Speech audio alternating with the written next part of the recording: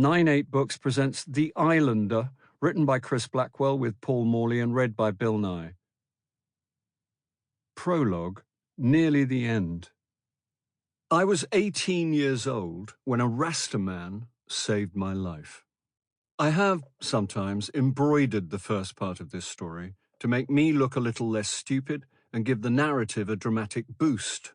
I've said that I was out to sea in a tiny sailboat all by myself, that I got caught in a violent storm, that I thought I wasn't going to make it, that the mast was struck by lightning and the boat had split, and I was holding on to a charred piece of the splintered hull and eventually was thrown up against some rocks along the barren stretch of isolated coast, whereupon I was knocked unconscious.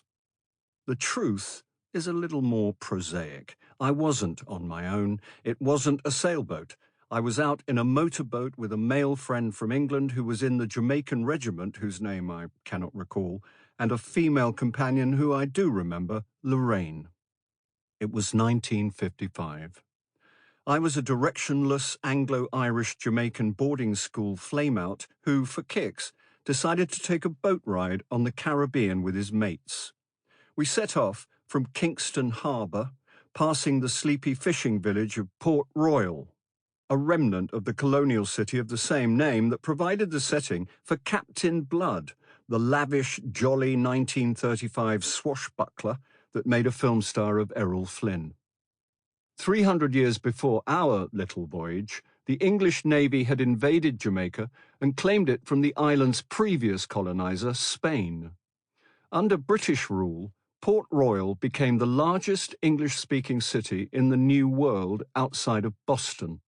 A privateer's paradise, home to pirates, beggars, prostitutes, and sundry other gold-chasing chances of loose morals.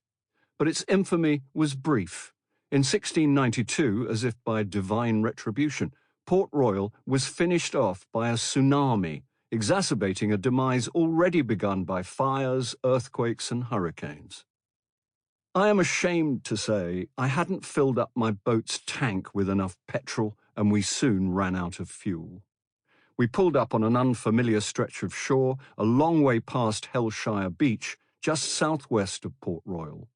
This didn't initially strike me as a problem. It was about 5 in the afternoon, not yet dark, and civilization was surely only a matter of minutes away. After all, this very area had once been the commercial centre of the world, even if we were now a fair way from Kingston or Montego Bay. I directed my English friend to head inland on foot, assuming he would soon come across a road. I stayed behind with Lorraine. For an hour or two we bided our time blithely, thinking it wouldn't be long before he found help. But then events took a turn that requires no exaggeration to make dramatic. My friend suddenly reappeared, his face pained, his body covered in scratches and streaks of blood. He hadn't found anything but dense jungle. "There's no way out," he said. The tide was coming in, and we were huddled upon a small, shrinking sliver of beach. It was now past 7.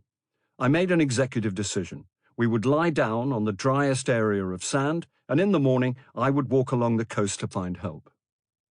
We slept under the stars as best we could. We didn't have much fresh water to drink, and we were hemmed in between the sea and what turned out to be not a proper coastline, but a treacherous mangrove swamp. In the right light and conditions, the mangroves are beautiful. A dense tangle of flora providing shelter for hundreds of animal species. But to us, they were more menacing than anything else. The bird and insect sounds that normally seemed a gentle, dreamy part of the coastal ambience now seemed to be warnings of impending doom. In the morning, I set out. At low tide, when the ground was cracked and dry, it was easy to walk amongst the roots, but soon the crusty surface gave way to thick mud. The mangroves became a combination of labyrinth and quicksand, exceedingly difficult for me to navigate. I somehow managed to walk for hours, looking for any kind of clearing, shouting for help. I had foolishly set off without taking any of the water we had, a cocksure white boy who, to this point, had never thought of Jamaica as anything but a delightful Eden. The sea was always a liberation, never a trap. Sample complete. Ready to continue?